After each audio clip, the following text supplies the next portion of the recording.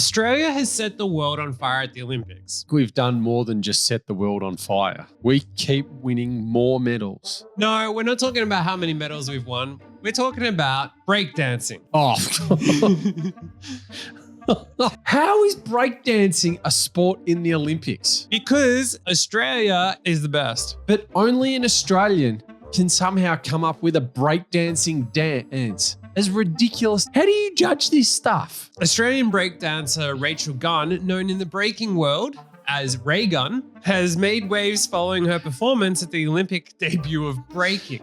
Despite facing intense scrutiny, Raygun is standing tall and proud of her unique style. Good on you, right? If you're a breakdancer or whatever, you've found your niche and what you enjoy doing. But as an Olympian, come on. She's going viral, and look, she's done Australia proud. She did lose 18-0. Yeah. And has gone viral for, well, the amazing moves. Yeah, I think there was a kangaroo jump or bounce in there somewhere, I believe. Yeah, and Marcus is going to reenact her dances. Now, it may come as a surprise that we can't afford the multi-billion-dollar TV rights to actually license the footage. So to reenact it, here's Marcus doing his breakdancing.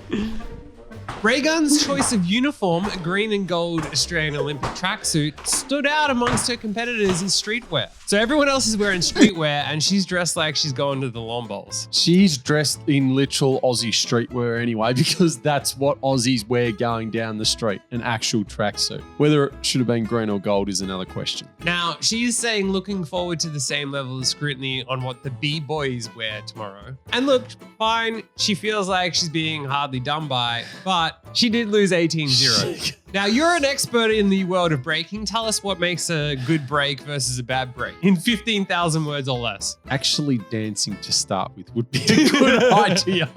Instead of hopping around like a kangaroo, actually doing some sort of artistic dancing probably would be a good start. She did explain, though, that all my moves are original.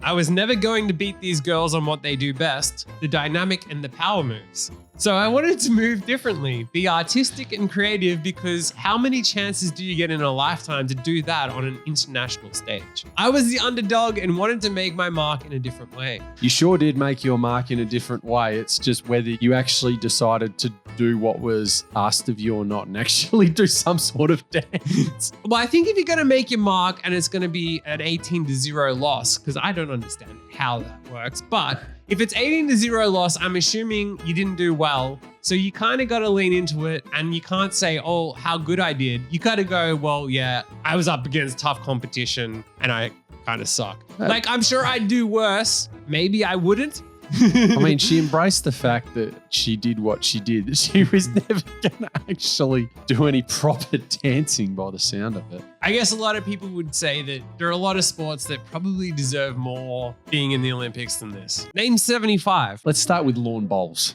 Yep, actually, you're right. Yep. 10-pin bowling. Yep, 73 to go. I'm going to say bocce. 72 to go. We have all day, so... Oh yeah, baseball and softball got booted out recently, I think. And what's insane is that breaking is already kicked out of the next Olympics. Yeah, I know, it's gone. So I don't know. Imagine competing in a sport that is already not in the next one. It's done, thankfully.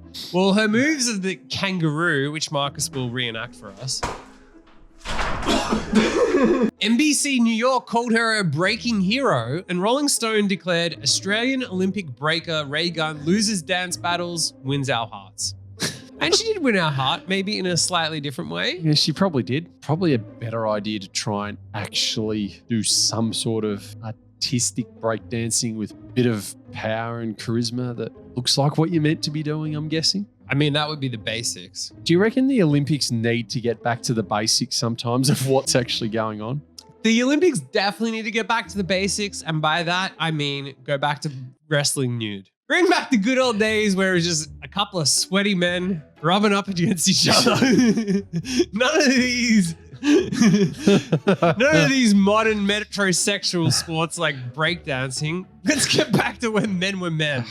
When two sweaty young strapping men got naked and danced around and rubbed each other up against each other. I think there would be far more respect for the Olympics and the achievement of getting a gold medal if the sport was that way instead of having breakdancing in the Olympics. Just quietly. How many people, though, who are like 95 right now are going, back in my day, the Olympics were real men. Men who wrestled each other naked. Well, they actually did. So. Yeah. None of this. I mean, there's definitely people out there like complaining about it. That's the reality. The Olympics is close to becoming more of a joke than anything else. Breakdancing wasn't even invented until the 1970s in New York City. And suddenly 50 years later, it's an Olympic sport. Come on. Breakdancing first gained mainstream recognition in the 80s, but remained on the fringes of the sports world. And that's where it stayed. I think most people would agree breakdancing is great, but it's not a sport. Definitely not a sport. Why would the IOC randomly pick a random sport to get in the thing? It's not exactly like it's a corrupt organization or anything that's ever had any problems, or that maybe, I don't know, someone slipped some money to them. Just a little bit. How much do you reckon it would cost us to get a random sport in? Could we get competitive ironing into the Olympics? Because of its cultural significance. Is this something we need to do? We need to create nude ironing. We need to create a sport. Extreme ironing. Whatever the sport is, it can be extreme ironing that supposedly has cultural significance and that we can make it competitive, that there's judging and scoring. And they want to give out gold medals for it because it's stupid. To be brutally honest, how is dodgeball not in the Olympics? Dodgeball would be a far better sport to be in the Olympics than breakdancing. Critics claim that judging breakdancing is too subjective, which I agree with. I reckon our Australian girl, she should have won gold. It's absolutely rigged that she lost 18-0. Yeah, I know. You always got to love a sport that's open to interpretation as to what is actually good, and there's no actual consistency. In an amateur event like the Olympics, where no one has ever done anything wrong or dodgy in the judging processes, or it's judged on several criteria, including technique, originality, and how well the dancer responds to their opponent. This is like rap battles, but without the like excitement of gangs trying to kill each other. And we're giving gold medals for this stuff? Yeah. Hang on, we got to get into a dance battle right now. You're not responding to me, so I'm winning. Yeah. That response sucked. You didn't pay any attention to my moves. Yeah, that's because I'm responding to your moves. Some fear that the Olympic spotlight could commercialize breaking, stripping it of its raw, authentic roots. And that's why I really have a problem with it. Personally, I want to see the money out of breakdancing. Will you be going to the big dance, aka the Super Bowl of breakdancing this year? No. But ultimately, Raygun is our national hero. She's won our hearts, and she may have lost the dancing battles 18-0, but ultimately, there's nothing else to actually say to that. No, there is actually nothing else to say at this point.